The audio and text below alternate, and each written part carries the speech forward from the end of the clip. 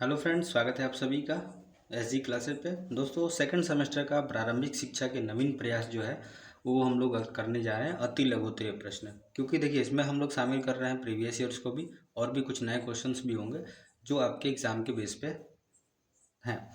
यानी आपका एग्ज़ाम जो है, अगर आप अच्छे से इसको पढ़ लेते हैं तो फिर आपको कोई नहीं रोक सकता आपको अच्छे मार्क्स लाने से।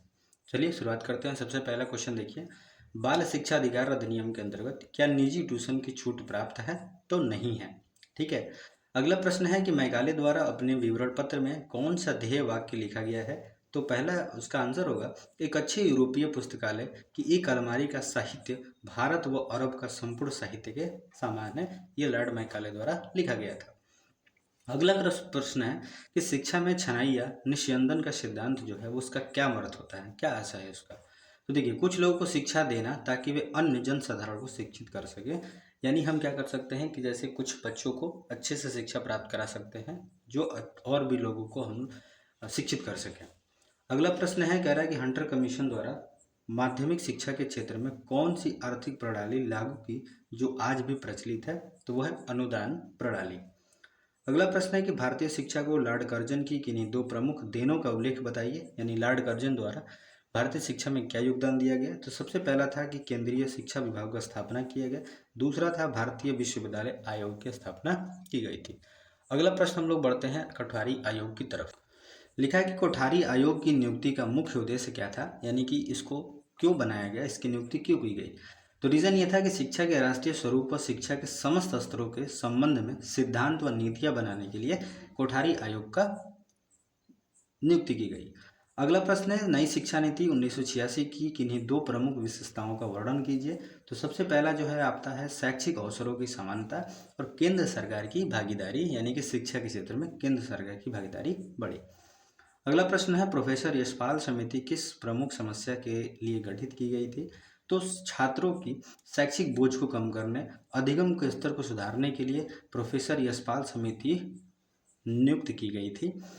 अगला प्रश्न है, पी मोस्ट कार्यक्रम का मुख्य उद्देश्य क्या है? तो राष्ट्रीय शैक्षिक नीति 1986 की मूल संतुतियों से अवगत कराना। यानी कि जो उनमें निम्नलिखित है उनको क्या कराना? अवगत कराना, लोगों तक पहुंचाना।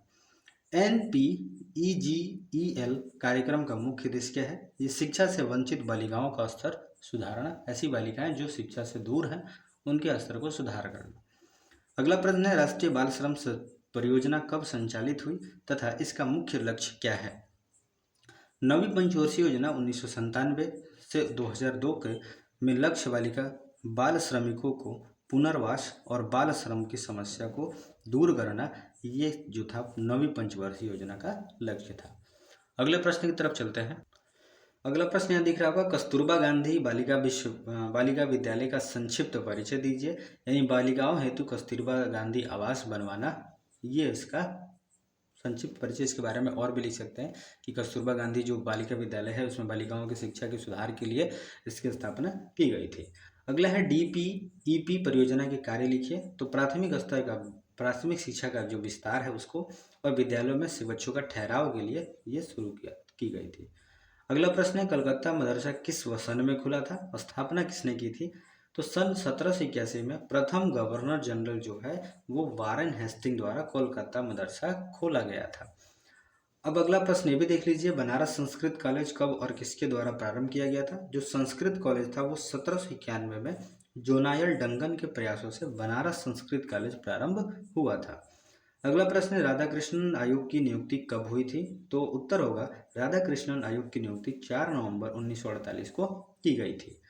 अब यहाँ पे एक और आयोग का देख लीजिए, भारतीय शिक्षा आयोग 1982 को अन्य किस नाम से जाना जाता है? तो उसको हंटर कमीशन के नाम से भी जाना जाता है। अब हम चलते हैं दूसरे प्रश्नों की तरफ, बाकी आप इसको देख सकते हैं। हम लोग चलते हैं 2016 के पेपर की तरफ। अगला प्रश्न यहाँ पे दिख रहा होगा कि डिस्ट्रिक्ट प्राइमरी एजुकेशन प्रोग्राम्स ये है। अब यहाँ पे इसका फुल फॉर्म देख लीजिएगा। फिर अगला प्रश्न यहाँ पे देखते हैं, समवर्ती सूची में दिए गए विषयों पर नीति एवं कानून बनाने का अधिकार किस सरकार को है? तो ध्यान रखिए, जब भी समवर्ती सूची की बात करेगा तो उसमें केंद्र सरकार और राज्य सरकार दोनों सरकारों का अधिकार है। ठीक है। अगला प्रश्न है, भारत के एक पंथ निरपेक्ष राष्ट्र की घोषणा का उल्लेख कहाँ पर है? तो हमने देखा है, मतलब संविधान के 42वें संशोधन में देखने को मिलता है। अगला प्रश्न है कि ईस्ट इंडिया कंपनी के आज्ञापत्र का पुनरावर्तन किसके द्वारा किया गया था या किया जाता था? तो कंपनी के आज्ञापत्र को 20 वर्षों के पश्चात ब्रिटिश पार्लियामेंट द्वारा पुनरावृत्त किया जाता था, यानी कि जो ब्रिटिश की पार्लियामेंट थी उसमें इसको पुनरावृत्त किया जाता था। अगला प्रश्न है कि मैकाले शिक्षा द्वारा भारत में किस प्रकार का वर्ग तैयार करना चाहता था, यानी कि जो मैकाले शिक्षा जो बनाई गई थी नीति, तो उसमें लिखा था कि मेघालय ने अपने विवरण पत्र में लिखा था कि हमें भारत में एक ऐसा वर्ग बनाना चाहिए जो रक्त और वर्ण से भारतीय हो किंतु रुचियों, नैतिक आदर्शों और बुद्धि में अंग्रेज हो। ये लॉर्ड मैकाले की सोच थी। इस बात से यह स्पष्ट होता है कि मैकाले भारत में एक ऐसा वर्ग यानी बाबू वर्ग उत्पन्न करना चाहता था जो पाश्चात्य सभ्यता का उपासक और ब्रिटिश शासक का भक्त बनकर अंग्रेजी राज्य की जड़ें मजबूत करने में सरकारी मदद कर सके। चलिए आगे हम लोग प्रश्न की तरफ बढ़ते हैं। अगला प्रश्न दिख रहा होगा, कह रहा है कि युद्ध के आदेश पत्र में शिक्षा का माध्यम क्या निर्धारित किया गया था? तो उसमें था अंग्रेजी तथा भारतीय भाषाओं के बारे में, यानी दोनों क्षेत्रों में निर्धारित किया गया था। अगला प्रश्न है, यशपाल समिति की अध्यक्षता में गठित समिति का उद्देश्य क्या था, यानी क्यों बनाई गई थी इसकी? तो अधिगम की गुणवत्ता में सुधार करते हुए सभी स्तरों के स्कूली छात्रों विशेषकर छोटे बच्चों को पढ़ाई के बोझ को कम करने के उपाय, यानी उसके बारे में सलाह देना। जैसे कि छोटे छोटे बच्चों को बहुत सारी किताबों की बोझ होता है, उसीलिए उसको कम करने के लिए इस यशपाल समिति का गठन किया गया था। अगला प्रश्न है कि ऑपरेशन ब्लैक बोर्ड के विद्यालयों में कौन सी सुविधाएं प्रदान की जाती हैं? इस योजना के अंतर्गत प्रत्येक विद्यालय में निम्नलिखित वस्तुएं दी जाती हैं। सबसे पहला इसमें देख सकते हैं शिक्षक उपकरण जैसे पाठ्यक्रम, शिक्षक संदर्शिका, पाठ्य पुस्तक, कक्षा शिक्षण सामग्री, मानचित्र हो गया, ग्लोब हो गया, चार्ट हो गया, खेल सामग्री, खिलौने और भी बाकी सारी चीज़ें दी जाती हैं इसके अंतर्गत। चलिए हम लोग आगे बढ़ते हैं 2016 के और भी प्रश्न हैं, उसको भी देख लेते हैं। पहले पी मोस्ट का पूरा नाम क्या है? तो programme of mass oriented for school teacher, ये पी मोस्ट का फुल फॉर्म है, ये याद रख लीजिए, बहुत इंपॉर्टेंट है। अगला दिया है कि प्रथम चरण में DPEP देश के किन राज्यों में लागू की गई थी? तो 7 राज्यों के 42 जनपदों में प्रथम चरण में चयनित 7 राज्य में थे। मध्य प्रदेश था, असम था, हरियाणा, महाराष्ट्र का, कर्नाटक, तमिलनाडु और केरल था। अगला प्रश्न है, ड्रॉप आउट के संदर्भ में DPEP का क्या उद्देश्य था? तो ड्रॉप आउट की दर को 10% तक कम करना तथा धारण क्षमता को 90% तक बढ़ाना इसका उद्देश्य था। अगला लिखा है ECCE, दो शब्द संक्षेप का अंग्रेजी में पूरा नाम लिखिए। तो early childhood care and education इसका पूरा नाम होता है। अगला प्रश्न दिया है कि प्रथम चरण की मध्याह्न भोजन योजना प्रदेश के कितने जनपदों तथा विकास खंडों में लागू की गई थी? तो जिले जो थे 38 जिले थे और विकास खंड 248 खंडों में संचालित हो गई थी। अगला प्रश्न लिखा है NCERT के मुख्य कार्य बताइए। तो पहला है अनुसंधान एवं नवाचार, आदर्श पाठ्यक्रम, राष्ट्रीय शिक्षा संस्थान, अध्यापक शिक्षा, विशेष शिक्षा और विस्तार सेवा, ये इसका प्रमुख कार्य है। आगे बढ़ते हैं हम लोग। अगला प्रश्न दिया है कि इंदिरा गांधी राष्ट्रीय मुक्त विश्वविद्यालय की स्थापना कब हुई थी? तो ये हुई थी 20 सितंबर सन 1985 में। कलकत्ता मदरसा एवं बनारस संस्कृत कॉलेज की स्थापना किस उद्देश्य से की गई थी?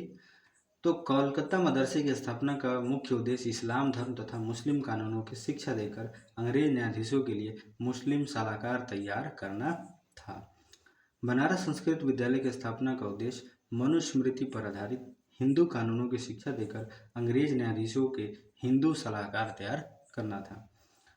प्रश्न अगला बनता है कि मैकाले की शिक्षा नीति दोषपूर्ण होने के बावजूद इसका तत्कालीन भारतीय शिक्षा प्रणाली पर क्या दूरगामी प्रभाव पड़ा? तो भारतीय शिक्षा के इतिहास में मैकाले का ये क्या योगदान रहा, इस विषय में विद्वानों में मतभेद है। कुछ विद्वान मैकाले को भारतीय शिक्षा के इतिहास में मार्ग प्रदर्शक मानकर चलते हैं। मैकाले के विषय में निम्नलिखित बातें ध्यान देने योग्य है। मैकाले को भारतीय शिक्षा का अग्रदूत भी माना जाता है, अग्रदूत माना जा सकता है। वह पहला अंग्रेज विद्वान था जिसके विचारों से प्रभावित होकर एक ऐसी सरकारी नीति निर्धारित हुई जिससे पाश्चात्य विवाद समाप्त हो गया और आधुनिक शिक्षा, अंग्रेजी शिक्षा की नींव पड़ी। और भी बहुत सारी इसकी जो देन थी वो इसमें शामिल किया गया है। हम लोग बढ़ते हैं अगले प्रश्न की तरफ। अगला प्रश्न है कि पूर्व प्राथमिक शिक्षा परियोजना के अंतर्गत शिशुओं के सर्वांगीण विकास हेतु कौन कौन सी योजनाएं चलाई जा रही हैं? तो इस स्तर के शिशुओं को पढ़ना, लिखना और गिनती ही केवल न सिखाकर उनके सर्वांगीण विकास हेतु खेल, कहानी, गीत तथा अन्य रोचक क्रियाओं का आयोजन किया जाता है। अगला प्रश्न है कि सर्व शिक्षा अभियान के सफल क्रियान्वयन हेतु सरकार द्वारा कौन कौन सी योजनाएं चलाई जा रही हैं। तो सबसे पहले इसमें बात करते हैं सन 2003 तक प्राथमिक विद्यालयों, शिक्षा गारंटी केंद्रों, वैकल्पिक और विद्यालय शिविरों में सभी बच्चों को प्रवेश कराना। फिर अगला दिया है सन 2007 तक सभी बच्चे कक्षा 5 तक की प्राथमिक शिक्षा पूरी कर ले। सन 2010 तक सभी बच्चों कक्षा 8 तक शिक्षा पूर्ण कर ले। जीवन के लिए शिक्षा पर बल देते हुए संतोषप्रद गुणात्मक प्रारंभिक शिक्षा पर ध्यान केंद्रित करना। फिर अगला बढ़ते हैं कस्तूरबा गांधी आवासीय बालिका विद्यालयों की मॉनिटरिंग का क्या प्रावधान है।